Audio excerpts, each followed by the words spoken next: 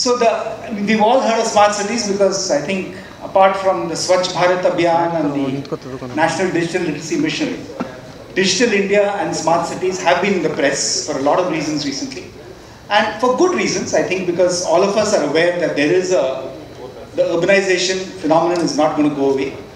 And if we must urbanize, I think it is good to look at multiple cities coming up which are truly smart. And I won't demystify smart because that is what your panel is going to do for you.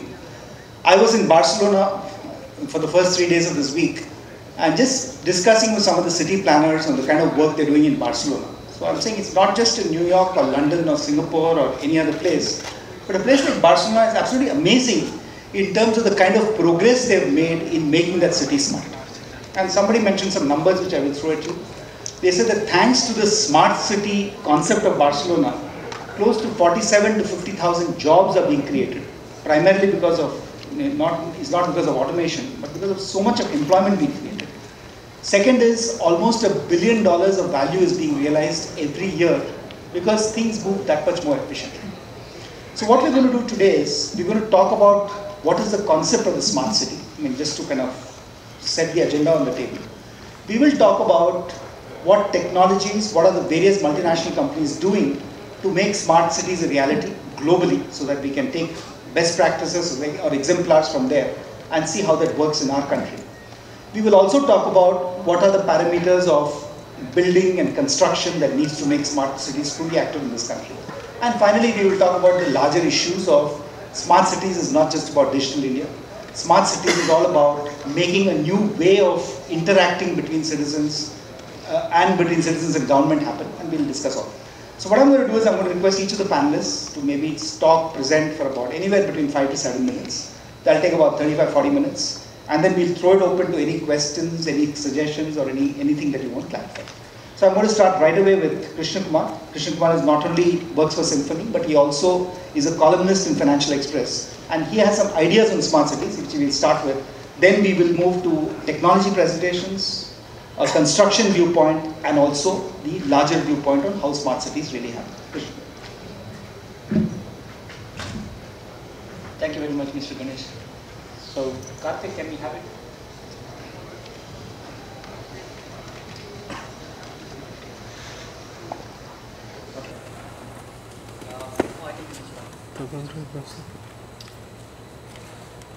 Okay, good afternoon, ladies and gentlemen.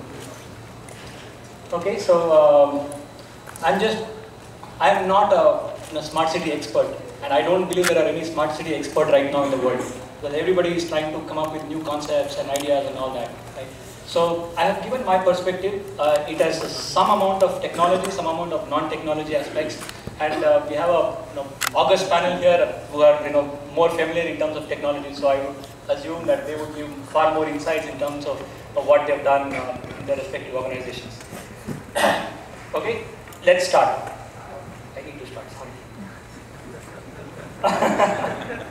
So,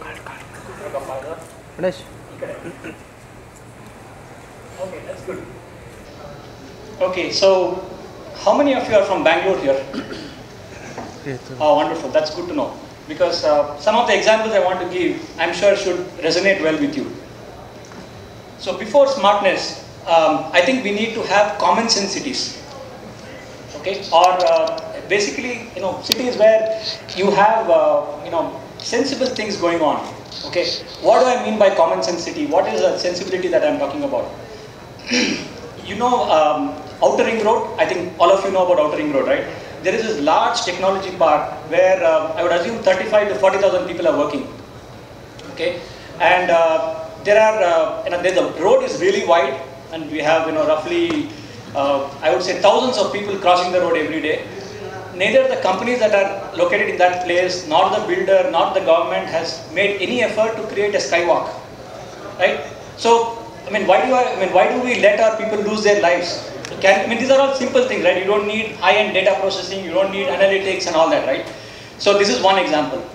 Okay, I'm sure all of you have heard about Kumbh Mela, right? Kumbh Mela, right? So I have an example of a Bangalore-based Kumbh Mela, which is Kyarpuram. Okay, it's a vehicle Kumbh Mela. every day you can, I mean, I go through that route every day. So there are, at least 100 vehicles crisscrossing, and I don't know, what's the problem there? Why can't we get some these basic things, done, right? So the third example that I have is, there is a proper broad gauge line established between West and East Bangalore, okay, from Kengeri all the way up to Whitefield. There are 2 lines already existing. Why can't we have a Silicon City local train, right? The metro, I don't know when it is going to be up, okay, maybe 10 years, 20 years, I don't know even if I'll see it in my lifetime. Okay, right now it's all joy rides with, metro today in Bangalore, right? So these are things, without using too much of technology, we should be able to do. Am I making sense, gentlemen? Okay, good. Okay, now next let's talk about, smartness and, what we need to do and things like that.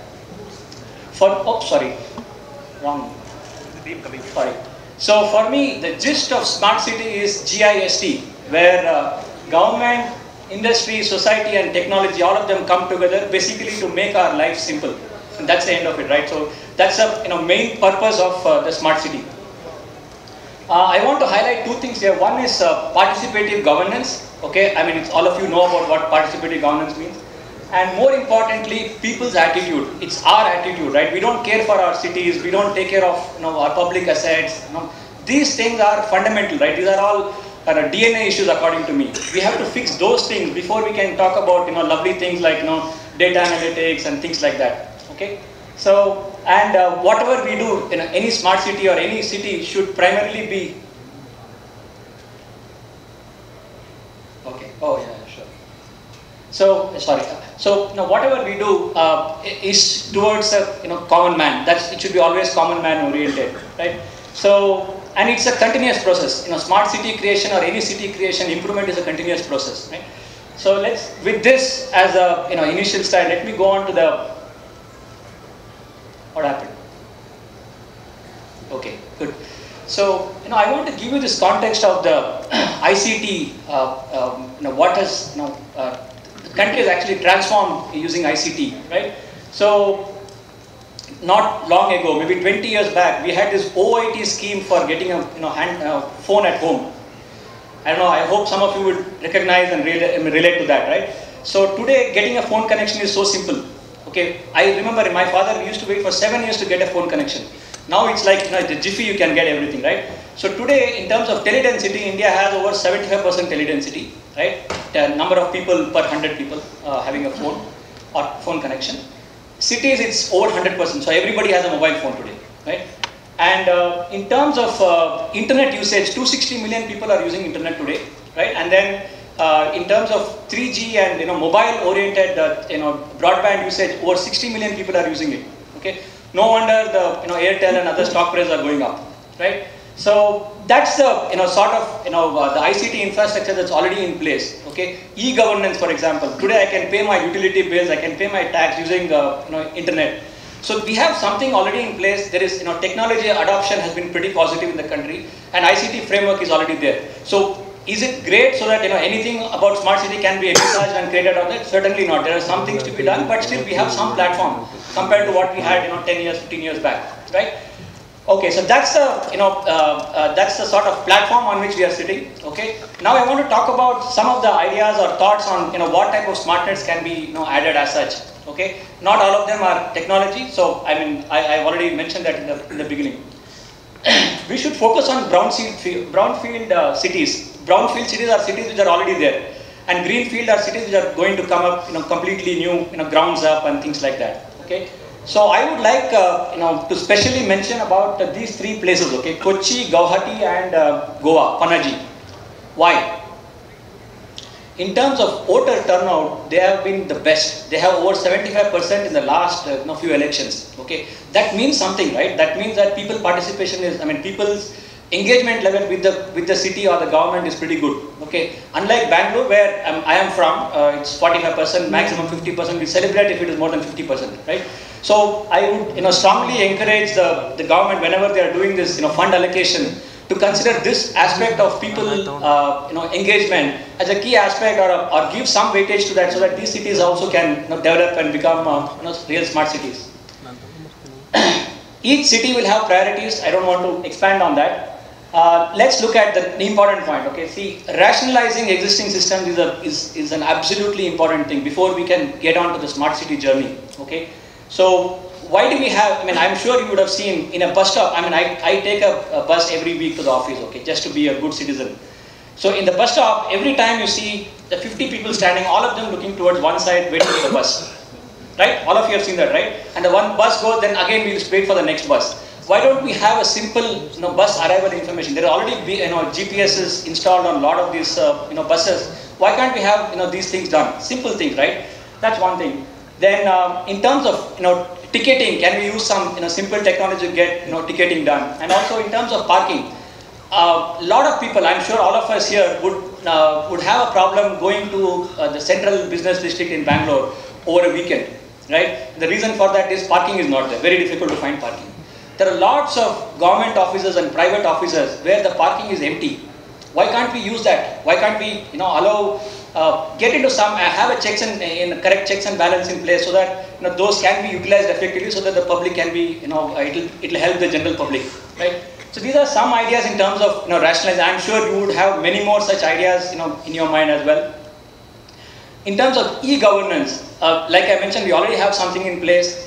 But we need to have some more impetus on things like land registration and all. Okay, because land registration, I went through that myself. It took about 4 or 5 months to get it done. Okay, and I don't know where it is stuck. And I said I'm not going to pay any bribe, and then it dragged and dragged and dragged. Okay, finally I got it done. What I am expecting is that we should have a simple system where there is some amount of, this data there should be some kind of a workflow automation where you can find out where it is stuck and how many days it will take for me to get it done, right?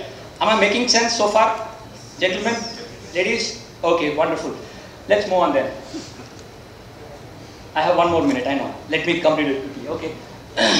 So, in terms of policy framework, like we have the Make in India campaign, we also need a Make it happen campaign from the government, right? We need to, they should have that attitude to get things done, okay? And the idea should come bottom up, and planning can happen, top down, right?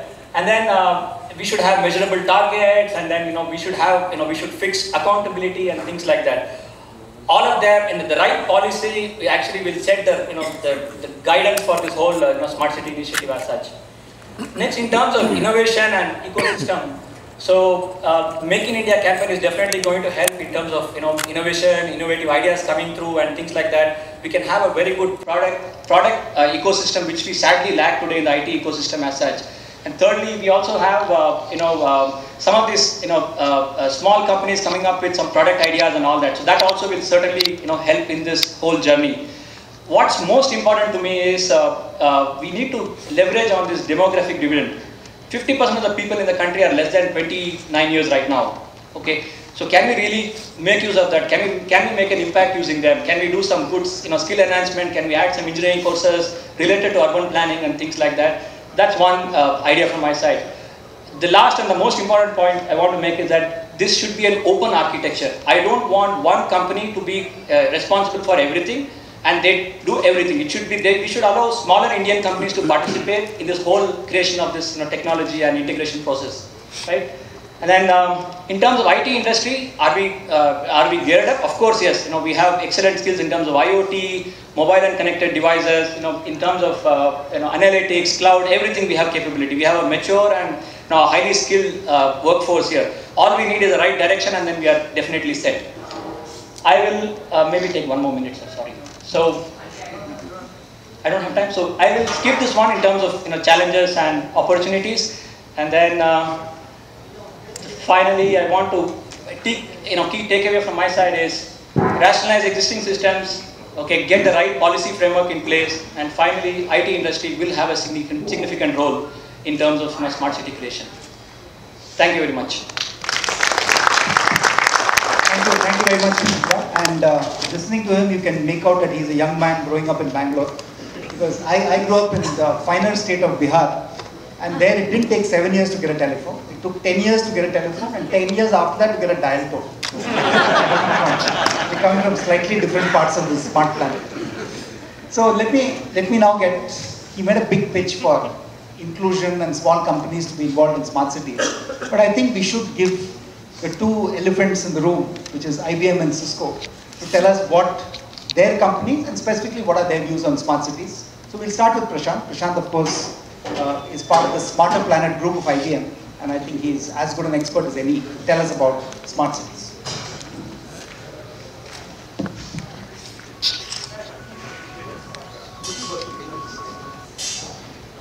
Hi. Yeah, thank you, Mr. Natarajan. So, yeah. So, ladies and gentlemen, I'll try to give you the perspective a little bit top down, right, on smarter cities. So, for those of you who are familiar with all the buzz and this whole initiative, right, you would recognize that the kind of cities that are covered under this initiative is very diverse, very broad, right. So on the one hand, you have the Delhi-Mumbai industrial corridor type of greenfield cities, which are we have the luxury of starting from the grounds up, right, and building an ideal smart city. Then you have 100 satellite towns, which are kind of earmarked for development to get them up to the level of tier 1 cities, right? For example, Delhi, Bombay, Bangalore.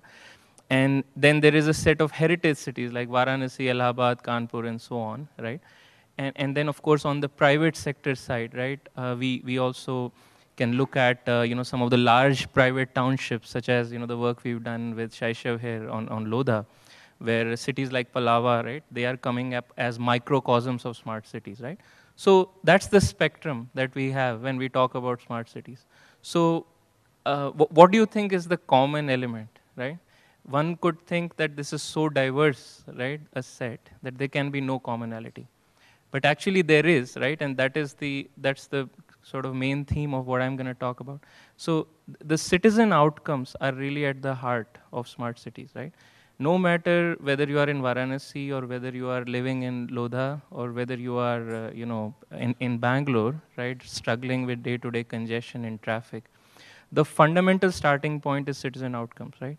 And the technology solutions flow from there, right? That's how the journey starts. It's not the other way around. You do not think about technology first and then map it, right, to how it's going to lead to outcomes. So, our point of view is that smarter cities, technology-related solutions are fundamentally, they have to be holistic solutions going across 3 pillars. And these are people, process, and infrastructure, right? So to give you an example of each one of them, right, I'll just pick some interesting examples based on our experience, having done close to about 2,000 projects worldwide in smarter cities. So in my keynote 2 days ago here, I gave one of the examples on the people side, right?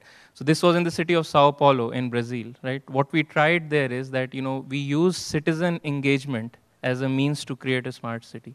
So what we did is we gave the citizens an app which makes it very easy for them to report on civic issues. For example, geocode their location, take a picture, put a bunch of comments that, are they reporting a broken street light, a pothole, or what have you.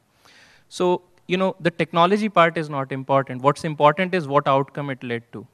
Within 3 hours of launching this app, right, for the citizens in Sao Paulo, 4 square kilometer area of the city was completely mapped. Every single pothole, every broken pavement, think of what it could do, for example, for crime prevention, right? You can really apply it to Indian context and think about that when you unleash, right, these tens of thousands of, you can call them human sensors, right, vigilant citizens out on the street and use technology as a means of engagement, right, you see what kind of power can be unleashed. Now the city, or in all cities, whether in India or outside, they struggle with the issue of, sustaining, right, financially. They have limited capital, they have limited amount of people. Think about how quickly the city can now prioritize in terms of where exactly it needs to, kind of focus its resources, its maintenance crews, and so on. To take another example, again from a citizen side, Ms. Kumar earlier spoke about congestion in Bangalore, right? So once again, right, the solution is we can't just keep building capacity, right? You can't, keep building new roads. You can't force people to move outside of the city, even though there are satellite towns, right?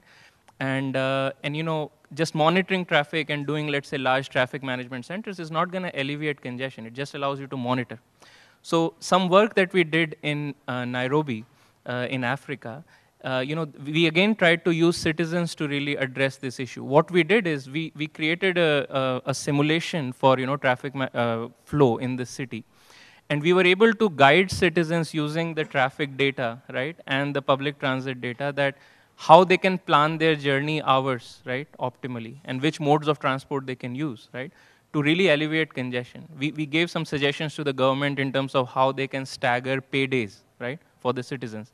And without I would say, a penny spent in CapEx, just using information that was already available with the city, we were able to alleviate traffic congestion in Nairobi.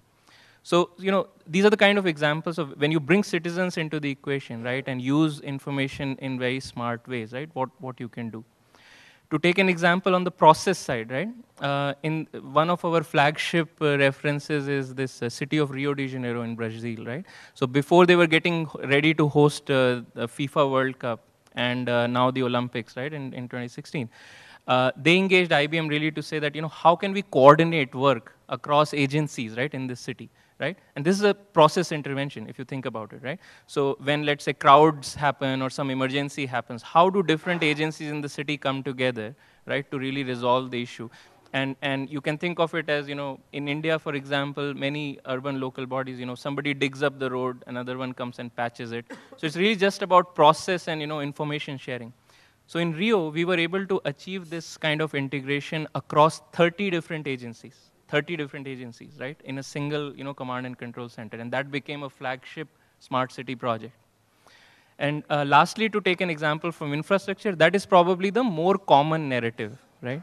So all of you, when you read the popular press, chances are that most of the time you hear about the infrastructure side of the story, that let's do a lot of automation, let's do sensors, let's do SCADA, and things of that nature. And of course, that has its own value. So for example, the work we are doing in water management with Bangalore Water Board and with the Kerala Water Authority now, these are all about using data to figure out what are the positions of leaks, right, in the water network, and how you can bring down the amount of unaccounted water. Many cities have close to 40% unaccounted water in India. And really using data coming from automation, sensors, etc., to figure out where to fix that infrastructure. So it's a holistic picture. Each city, based on its local context, local priorities, will be suitable for different kinds of technology solutions, right? So I was explaining about Varanasi to somebody yesterday, right? The whole issue in the city is regarding solid waste management. And I was explaining to them, and we don't have time here to talk about that, but Varanasi, 80% of the city is unsevered, right? So the issue is not that you put more sewage treatment plants. The issue is how you get the sewage there. And it's a 100-year-old infrastructure. There is no way that you're going to just revamp and do underground sewage in the whole city. That becomes, from a technology perspective, a decision support problem. You have to do algorithms used on the spatial data, the GIS data, as to where the sewer lines are, where the open drains are, and what is the least cost way of getting the sewage to the sewage treatment plants. So it's an algorithmic problem. It has nothing to do with infrastructure. So I hope you appreciate the point. The 100 smart cities is a vision which has very diverse, very complex problems for India. The onus is really on us to keep the narrative focused on the outcome, right? And bring to bear those technology solutions which are relevant for the Indian context, right? And hopefully by the diversity of examples I've told you across the world, that's how, right? That's how we are trying to apply those insights to India in a very relevant way, right? So that's my thanks. Thanks, Prashant. I think that really brings it down to the level of all of us, because otherwise smart city will remain at a very ethereal level.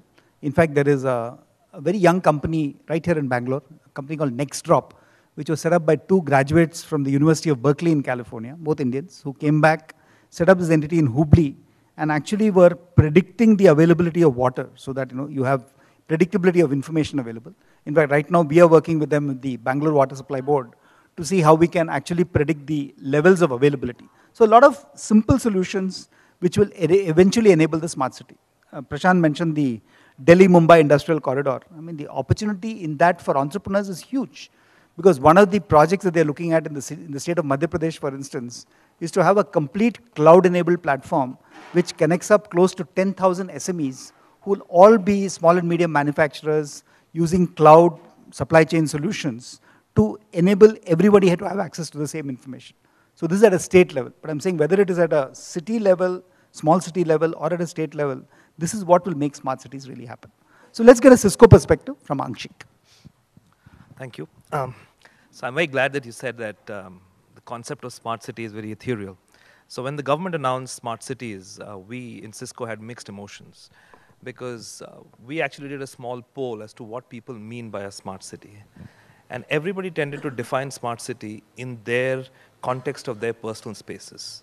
So if you were to just trawl the newspapers today, a smart city is this green, salubrious space, cascading waterfalls, children biking around, everybody selling you the concept of a gated community.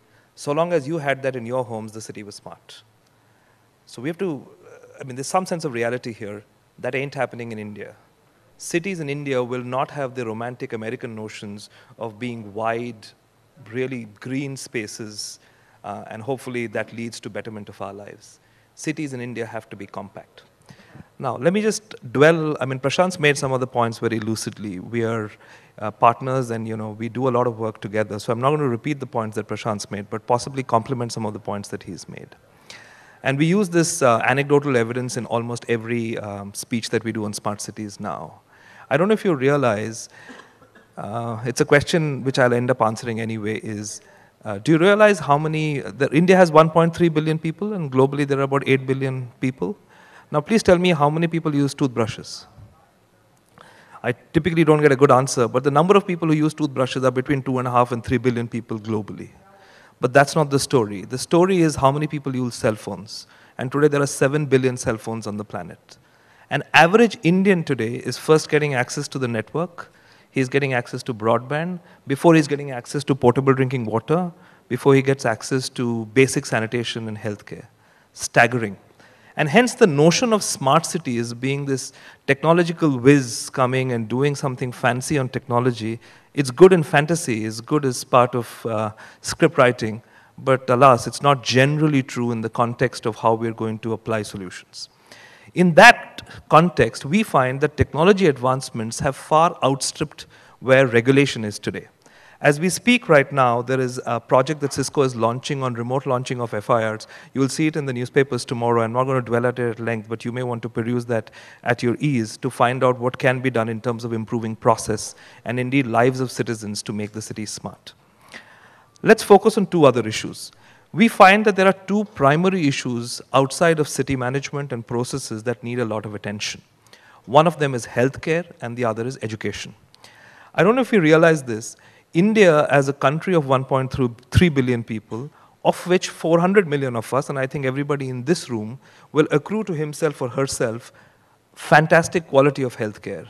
But there are 800 million of us who will have poor to almost no healthcare coverage. We can't really have a country which has got high teledensity, everybody using cell phones, but not have access to poorer healthcare. The doctor-to-patient coverage ratio, as soon as you get out of the urban confines and get out of what we'd call the 53 1 million plus cities in India, drops down, it almost falls off a cliff. And therefore, the need to enhance this coverage using a raft of technology solutions becomes really important.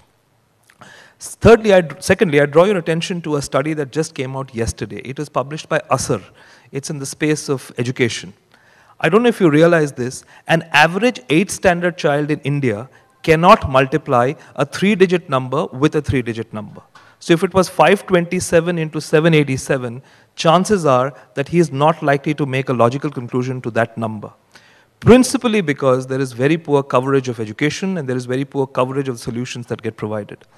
Technology, I think, can actually provide a fine basis in improving education coverage, whether done remotely, or indeed make it more equal and available consistently across all the bases.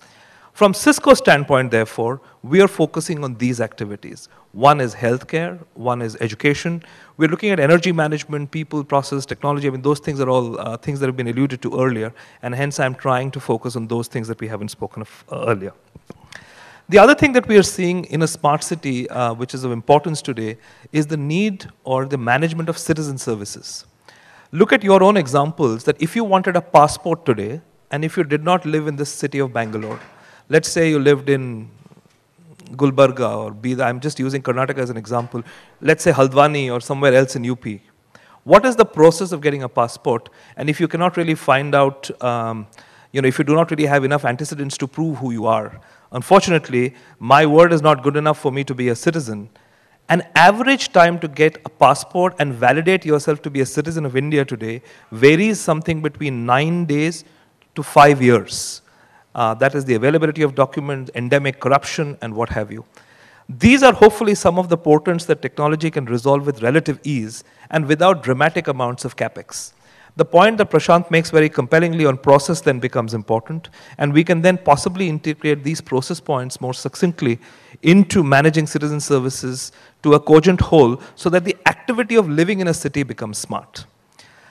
There are two other points that I want to make in conclusion. The other thing that we're seeing in terms of economic activity as it pertains to urbanization is that whilst urbanization is compelling, indeed competition now is no longer between countries. When Zensar that Ganesh leads chooses to make an investment somewhere, it's very often not country specific, but it's city specific. When Zensar chose to go into Shanghai, the competition was not between India and China, but the competition was between Mumbai and Shanghai and Bangalore and Barcelona or whichever other city that we compare ourselves to. One of the primary drivers of competitiveness is ICT because it provides some degree of transparency and hopefully leads to better management. Should cities not choose to be competitive, we are losing a large trick in making our cities smart. Lastly, there are two other points that we want to make on legislation and on fiscal federalism. There is no municipality today, with the exception of the Pimpri-Chinchwad municipality outside of Pune, which is profitable. 70% and upwards of 70% of Bangalore municipal allocations go into paying salaries. And then some goes to paying extended loans and debts, and we have less than 10% of available disposable cash to do something new. In the wake of poorer financial models and the lack of fiscal federalism, which is to say that there has got to be access to taxes revenue for each municipality to decide what it wants to do, we aren't likely to see dramatic changes. Therefore, there is some need or some attention that ought to be paid on overall legislation and management of our cities. Unlike many others, and this is not a critique of what we do, we find that the mayoral positions that many of the worshipful mayors have in India sometimes becomes a little redundant because they're dependent on various other agencies. And hence, the assertion that we are going out with is, outside of technology, there is real attention that needs to be paid on legislation and for us to manage legislation succinctly. I'm sure there are going to be more points that we've got to cover. I'll stop because I want to be within time. But should there be more questions, let's address that at the end. Thanks for listening to me. Thanks, Ankshik. I think that was a very comprehensive coverage so far on what is a smart city, what are the kind of technologies, and what is the imperatives from a citizen point of view. And I just want to re-emphasize two of the points that Ankshik made right at the beginning, which is healthcare and education.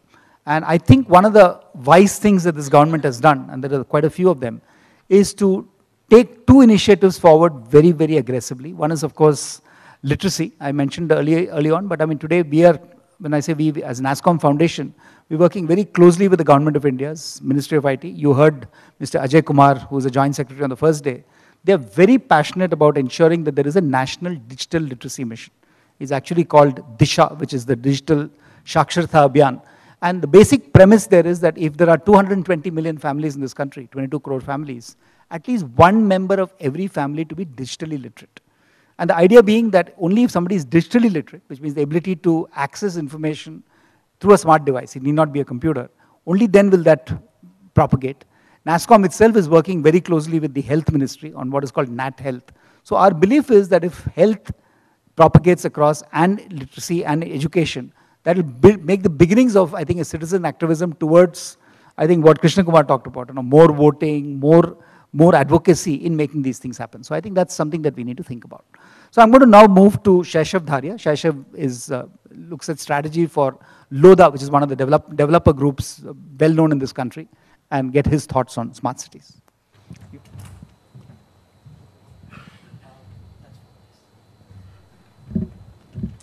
Hi, thank you. I think this is kind of the right sequence because it kind of gives a chance for a developer to say, how does all of these concepts get pulled into what we are doing? So as a background, we are developing a city in the outskirts of Mumbai called Palava. Palava is about 4,500 acres, which is about 30% of the size of Mumbai today. So it started in 2010, so truly a greenfield city. We don't have the same challenges that maybe a brownfield city like a Mumbai would have. So much easier, but it also is important because it is kind of the way forward. There is a lot of challenges within the existing urban metros that cannot be solved very easily. So you are going to see a proliferation of satellite towns, new townships. And it's actually good because it's the only way to solve the urbanization problem. So what we hope to share is, one way to think about it. Could you start that, please? I gave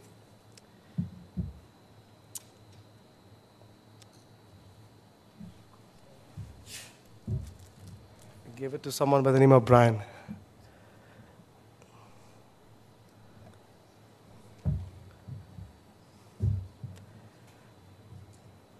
All right, so while they load up the presentation. So what is, the first slide was really about talking about the challenges in India in urbanization, lack of infrastructure, all of that stuff, which everyone understands. So when we started designing Palava, the work actually started in 2008 in terms of really the planning.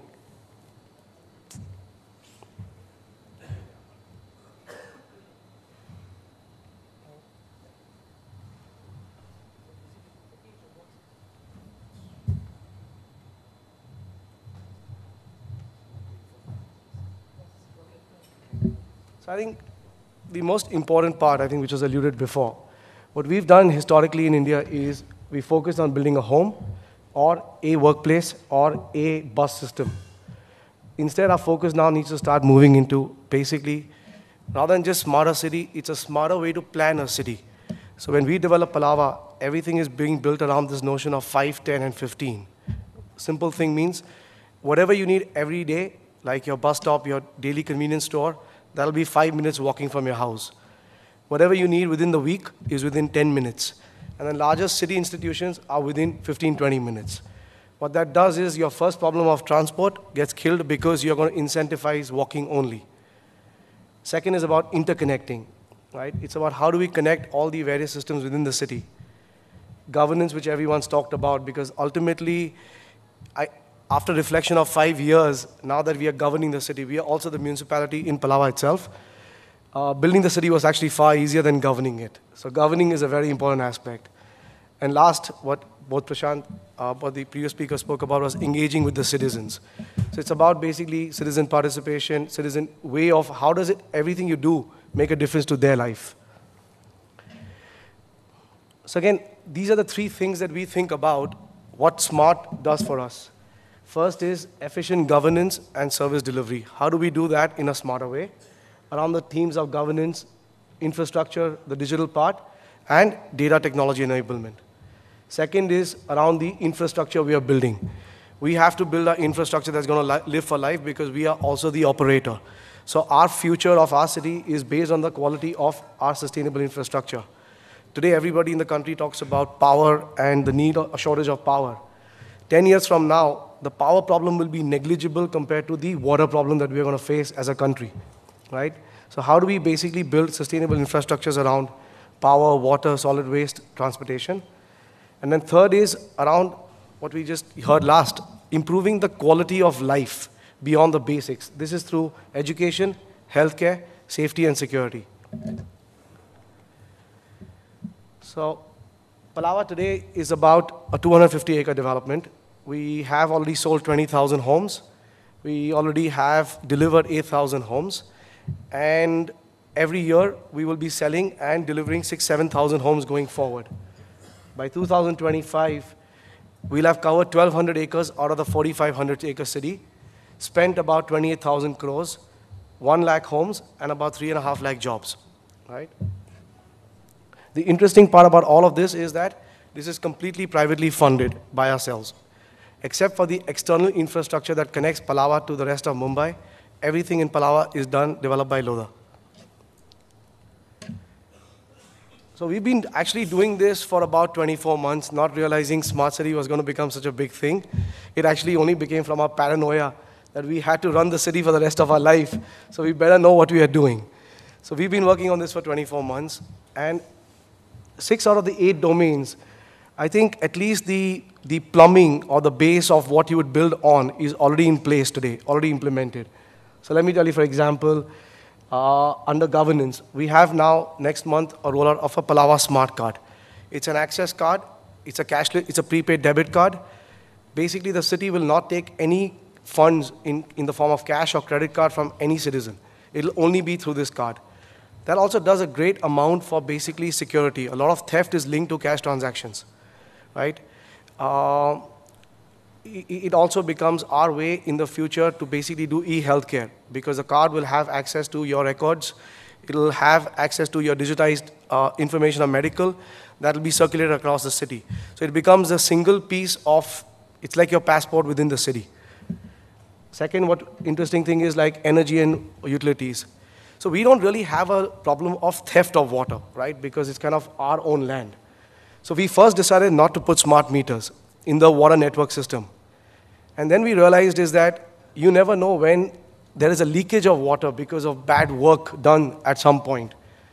And that we realized just about a few months ago. So now we've gone and metered our entire water network so that we can, within a radius of about 30 to 40 meters, know if there's a leakage of water in any part of the network, go close it. And why is this important? Because even at our early stage today, our own water bill every month is about 1.5 crores. That's not sustainable. About 50 lakhs of that is actually wastage. So this becomes an important part of what we are doing. The other important part is, for example, the entire city is already Wi-Fi'd. Everything is fibered. This happened from day one. And this has actually become the backbone of why we can do so many more other ICT things because of this network today. So someone we had a lot of people who had come to us to say that, now that the government has started 100 smart cities, you guys have had some experience, what does that mean? So if you're going to create a mid-sized greenfield city, it's going to cost you about 30,000 crores over the 15 years that it'll take to get there, right? The ICT part or the elements, the sensors, etc., will only be about 1,000 crores. But that will only work if the 24,000 crores is spent smartly, in terms of how you've planned it, etc. Otherwise, it's not even going to work. But what's more interesting is that at 30,000 crores, if you think in terms of what it spends every year, financial systems will have to provide 3,000 to 5,000 crores funding per city every year. Now that's a problem, but you can also look at it as a tremendous opportunity of what that does. If you go back to the last century, there has never been an economic boom in any part of the world without a real estate boom.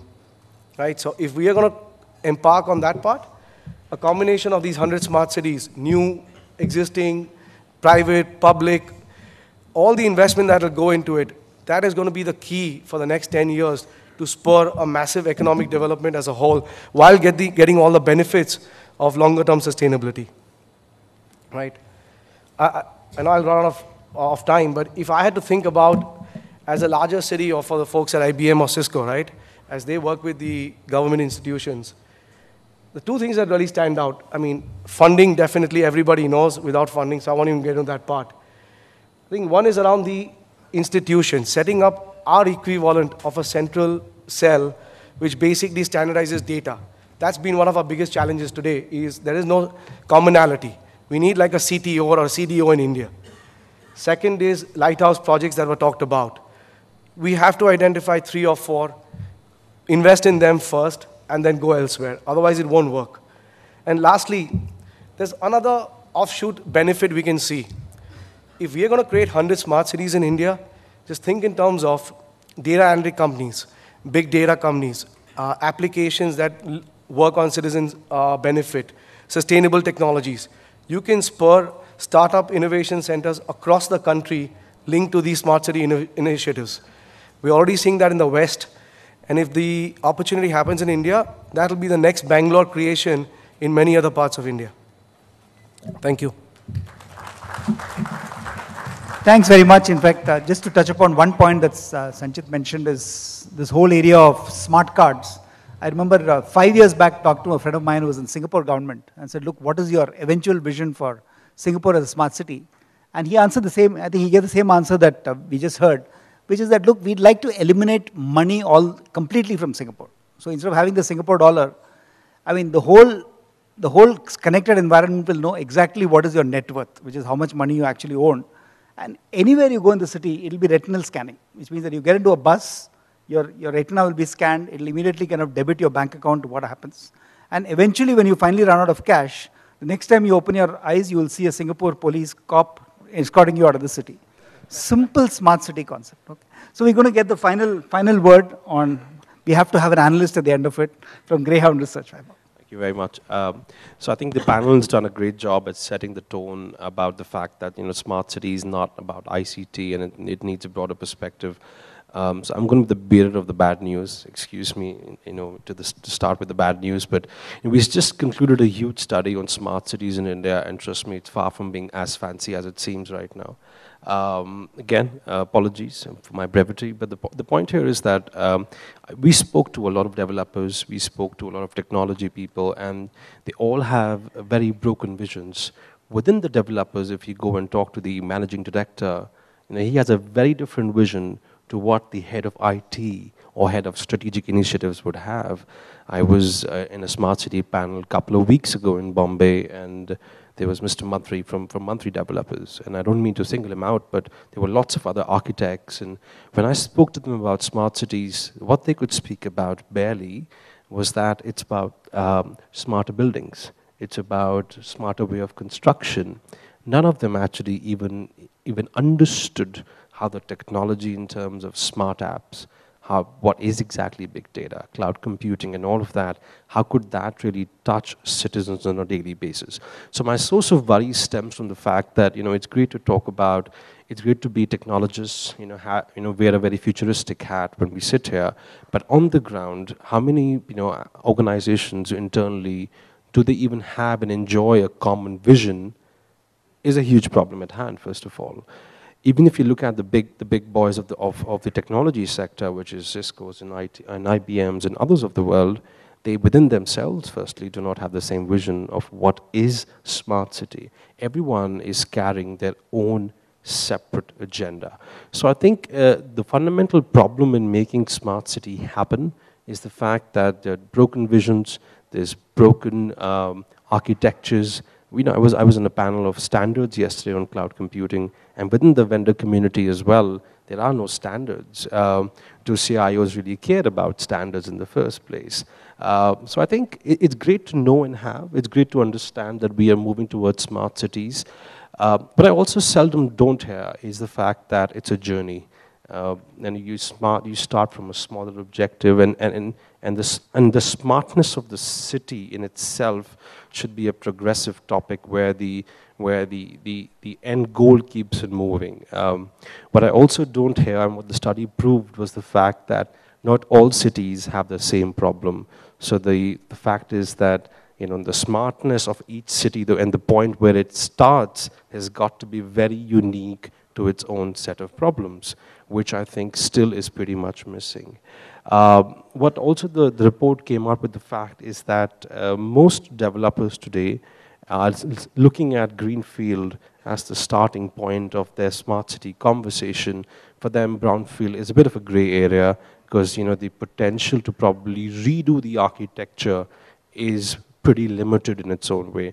So while it's appreciative that developers are actually going out and sort of investing and sort of combining their forces with the technology to talk smart cities in Greenfield, but I think the need for smartness is actually where the current density of population is the highest. Also, we spoke about how ready we are in the cloud world to support. Can excuse my brevity, but we're not.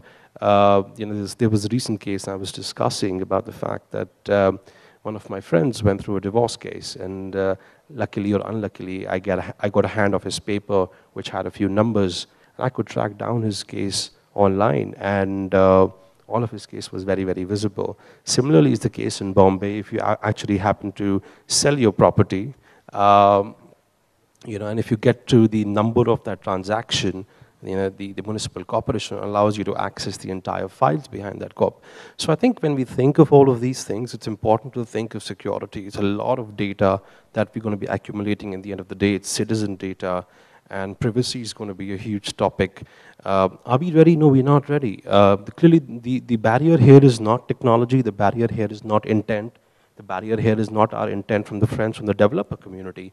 The barrier is that the civic bodies, the government bodies, the regulators, the industry and the technology and the academics are not on the same page. Everybody does not have the same vision, understanding, and a framework of what a smart city is. So in my humble submission, I think I'm very pleased that when I see friends from the technology community talk very highly about smart cities and smart cities being part of the government agenda. It's great to know and learn, but when you go down to the ground zero, when you study these aspects, what you only find is broken visions, broken decision-making process. What you only find is a lack of understanding of a governing framework that what in itself, in its first, is a smart city. So I rest my case there. Thank you very much. Thanks, Anchit. I think that's very useful because I think you're absolutely right. Because unless we can think through on a macro level, especially governance issues, I think smart cities will be in bits and pieces rather than as a holistic idea that we have to look at. In homage to the fact that I was chairing a smart cities panel, I wore a smartwatch, which not only cooks my breakfast and checks my heart rate, it also tells me that we have 5 minutes to go. And of course, we'll borrow the fact that Brian started late. So we have about 8-9 minutes for you to ask questions. So just feel free. Any thoughts that come to your mind, do not make speeches, please. Please ask questions to the panel, and I'm sure they'll be happy to. Anybody? It's a quiet audience. Bangalore, never a quiet audience. The internet started, we had no clues of interoperable protocols. When healthcare started, we did not know how to manage healthcare, education or whatever. This whole narrative that everybody has to be in sync on the same page, that's communism. It's too perfect a concept to work. So I'm asserting in my humble assertions that we will all have different points of view, and that's the diabolic, chaotic democracy that we'll have to live in. And that's the narrative. So the whole premise of everything has to work together, every component will work, we've figured this out, we have a policy. That's utopia. Sorry. I know, but can I counter you on that, please? You know, it's interesting and funny when a government body that is the only body that transacts ATM data ends up buying a cloud-based email system, little realizing that that cloud is sitting in Singapore and that data in the first step shouldn't be stepping out. So my point is, it's great to have a technology, but classic 3D printing, did we realize it could actually print a gun and you could actually shoot a person with that single gun? So I think it's important to have a technology perspective to life, but it's also first important that before the technology is really operationalized, there are governing mechanisms around. No, I think this is an endless debate because as many of you technology people in the room will realize, sometimes the advancements in technology push applications. So I think it's kind of almost futile to think that we can have the perfect solution without looking at technology. I mean, if we didn't need technology, none of you would be using an iPhone. I mean, so that's the basic premise, that you will always have a technology push and a demand pull. So I think optimizing both will probably be. We'll get the last question. Brian, you had a question or a point? Yeah, I've got a question, but maybe Girish wants to say something before that. Girish, Krishna wants to say something. Right. Okay. So, see, one of the things that we need to do here is that this cannot be done at a city scale one shot, right? It has to be done through an activation center. So you get it done in a particular ward or a council or whatever it is called, and then you can actually implement it in other places. I think it should be a step-by-step thing according to me. Sure. Brian? Okay, so I've been outside the room for most of the session, being the organizer, and you may have already answered my question, but I'll ask it again anyway. The Narendra Modi government has announced 100 smart cities, and part of that plan includes upgrading existing cities. The question is, we already have infrastructure in place which is hundreds of years old, like Mumbai has stormwater drains built by the British. Would it be easier to just start afresh with smart cities and greenfield? And how difficult would it be to kind of upgrade legacy and struggle with all the bureaucratic and infrastructure? So how do you tackle greenfield? Would be easier like Lavasha or something new? Prashant, any point of it? Yeah, so we did sort of discuss this a little bit earlier. But look, I think it's a constraint that we have to live with, that an entire, starting from scratch is not going to be possible. I gave Varanasi as an example, where solid waste management is a huge issue, and it leads to a whole bunch of downstream issues such as the pollution in the river Ganga and so on. These are hard problems, right? And we're not gonna get around them that easily, necessarily moving people out to satellite towns and so on. However, that said, that's the way of the future. If we can create more urban settlements which are designed well to begin with, Shaishav alluded to a lot of that in terms of both design thinking on the urban planning as well as the technology interventions. So that will continue to have its value. The Delhi-Mumbai Industrial Corridor cities, same theme, right? What can we do is we had the luxury of starting from scratch. So I think you will see both of these streams play out. And perhaps the focus or the effort will be slightly different. In cases like Bombay, Varanasi, traffic in Bangalore, it will really need to be truly smart ways of using existing data, the constraints of existing infrastructure to come up with smart solutions. And the priority is slightly different when you're doing this for greenfield, but that has its own place, and there is a set of expertise that the ecosystem brings together to do that as well. So I think we have to consider both paths, and that's the only realistic way forward. Yeah, the reality I think is that obviously all of us are living in existing cities. We're not going to suddenly uproot our children and grandchildren and go live in a greenfield city because Lodha is there. So I think it has to compensate both. I'm going to close this session by saying that yes, there are opportunities. I mean, you all heard the potential. You also heard of exemplary examples, whether it is Sao Paulo or Barcelona or so many others we alluded to. What's important is that everybody has to sit up and take notice. Okay, and I mentioned at the beginning, there is, I think, a consensus. In fact, I was sitting with the ministry, the Panchayat secretary in the Ministry of Rural Development. Believe me, they have a plan which is mind-boggling. So if you're not careful, my belief is that the 600,000 villages in this country, the 250,000 panchayats, will probably embrace technology and become smart much faster than some of the cities. So it is important to keep that in mind. I remember 2 years back sitting with the Pune Municipal Corporation head and telling him, sir, we have to do something about our city. I live in the city of Pune. He said, why do we need to do that? Because two of the largest Bangalore companies will soon have more employees in Pune than Bangalore. So I said, sir, that's not the answer to my question. Because everybody finds a data point and uses it to their benefit. Now I'll go back, and I was just telling Anshik that I'll tell him that, look, your neighboring Pimpri Chinchwad Municipal Corporation apparently is better using Cisco than you will. So I think that's my next dart to him. Somewhere we'll get it done. Because somewhere, whether it's central government, municipal government, locally, state governments who are more progressive, as in some cases, will make it happen. So I'm a great optimist and a great believer in India. So I believe whether it's greenfield or brownfield, we will see things changing. Things are changing in our country.